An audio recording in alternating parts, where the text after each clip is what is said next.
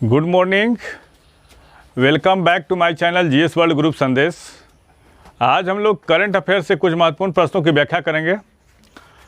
25 वर्षों के पश्चात ताइवान की यात्रा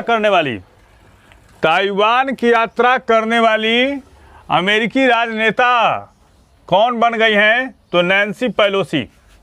इससे पहले 1997 में अमेरिकी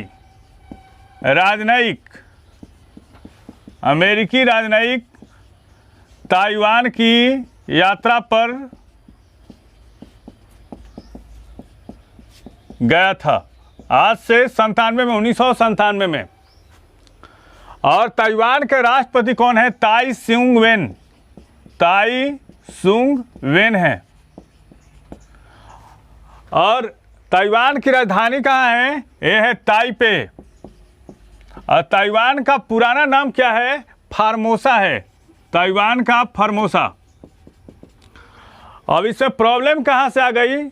अब जो चीन है वन चाइना पॉलिसी पर विश्वास करता है। थोड़ा समझेंगे इस चीज़ को। इंटरनेशनल कंटेंट है और मुद्दा काफ़ी जो है बर्निंग इशू है। तो चीन जो है वन चाइना पॉलिसी पर विश्वास करता है। वन चाइना पॉलिसी पर विश्वास करता है।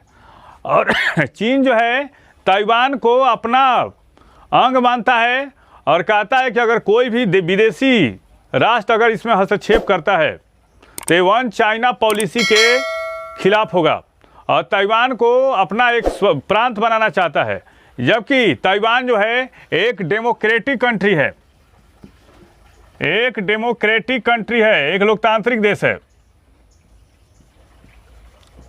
और ताइवान और हाल ही में ऐसा हुआ कि जब नैन्सी पेलोसी जब ताइवान की यात्रा पर गई तो चीन ने इसका मुखर विरोध किया।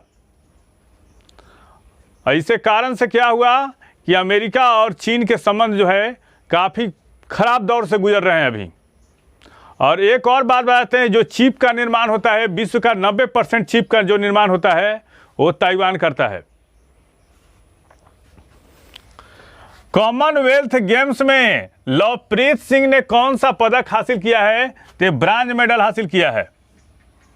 और कॉमनवेल्थ खेल कहाँ आयोजित हो रहे हैं? ये हो रहे हैं बर्मिंघम। और बर्मिंघम कहाँ है? यूके में है। 109 किलो भार वर्ग में कुल 355 केजी वजन उठाकर ब्रांज पदक हासिल किया। किसने? लवप्रीत सिंह ने। और ये कहाँ है? लवप्रीत सिंह नौसेना में है। और राष्ट्रमंडल खेलों में बैडमिंटन टीम ने सिल्वर मेडल जीता है। पूछ सकता है क्वेश्चन, राष्ट्रमंडल खेलों में बैडमिंटन टीम ने, भारत की जो बैडमिंटन टीम है वो कौन सा मेडल हासिल किया? ये सिल्वर मेडल जीता है। और किस देश की टीम ने गोल्ड मेडल हासिल किया? तो मलेशिया की टीम ने बैडमिंटन स्पर्धा में गोल्ड मेडल हासिल किया। कौन सा? Gold medal. और बर्मिंघम राष्ट्रमंडल खेल यूके में आयोजित हो रहा है। यूके मतलब यूनाइटेड किंगडम। और कहाँ, कब से कब? 28 जुलाई से 8 अगस्त तक चलेगा। और 200 भारतीय एथलीट 16 विभिन्न खेलों में पदक के लिए प्रतिस्पर्धा करेंगे। अभी हो ही रहा है। 200 भारतीय एथलीट 16 विभिन्न खेलों में पदक के लिए क्या करेंगे? प्रतिस्पर्धा करेंगे। और भारत ने अब तक कुल 13 पदक हासिल किया है अब तक। तो इसमें कौन कौन? 5 गोल्ड, 5 सिल्वर और 3 जो है कांस्य पदक हासिल किया है भारत ने। हाल ही में लॉकडाउन लिरिक्स नामक पुस्तक का विमोचन किसने किया? नवीन पटनायक ने। और इस पुस्तक में कोरोना वायरस वैश्विक बीमारी के दौरान अनुभवों और परेशानियों पर लिखी गई कविताओं का एक संग्रह है। और हाल ही में नवीनतम कौन कौन सी पुस्तकें आई? Dilip Kumar in the shadow of a legend. ये पुस्तक के लेखक कौन है? फैसल फारूकी है। The McMahon line a century of a discord पुस्तक के लेखक कौन है? General J Singh. The life and times of George Fernandes पुस्तक के लेखक कौन है? Rahul Rama Gundam. Mind master winning lessons from a champion पुस्तक के लेखक कौन है? विश्वनाथन आनंद।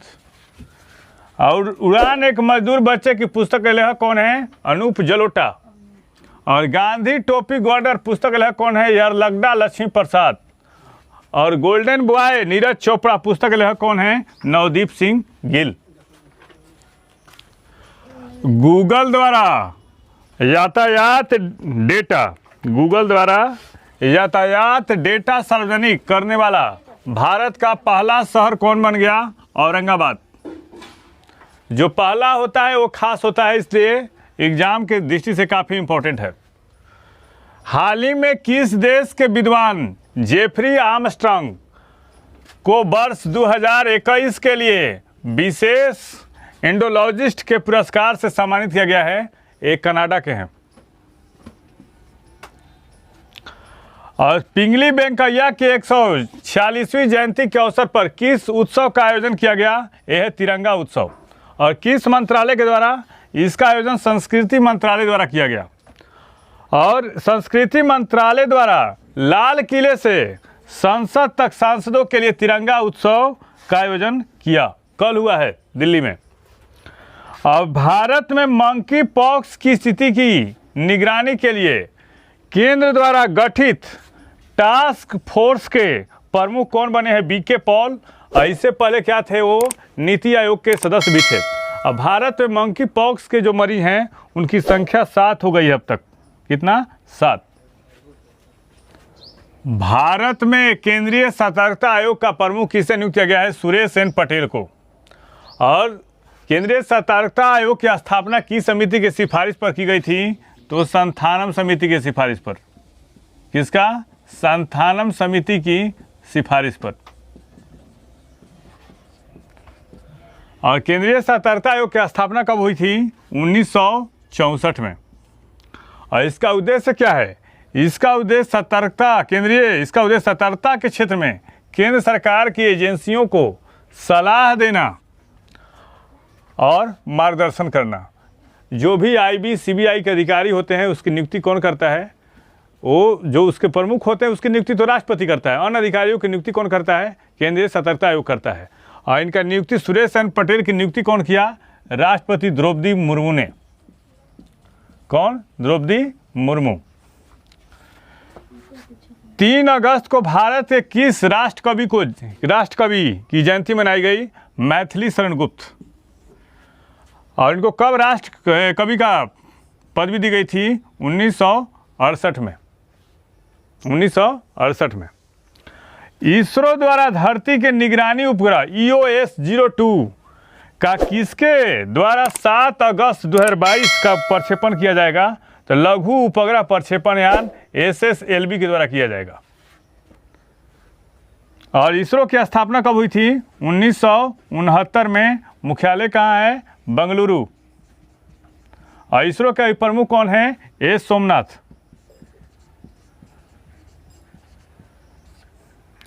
और 3 अगस्त को किस देश में स्वतंत्रता दिवस मनाया जाता है? ये मनाया जाता है कहाँ पे? नाइजर में। नाइस ने किसको नई स्मार्ट वॉच के ब्रांड एम्बेसडर के रूप में चुना है? बानी कपूर को। किसको? बानी कपूर।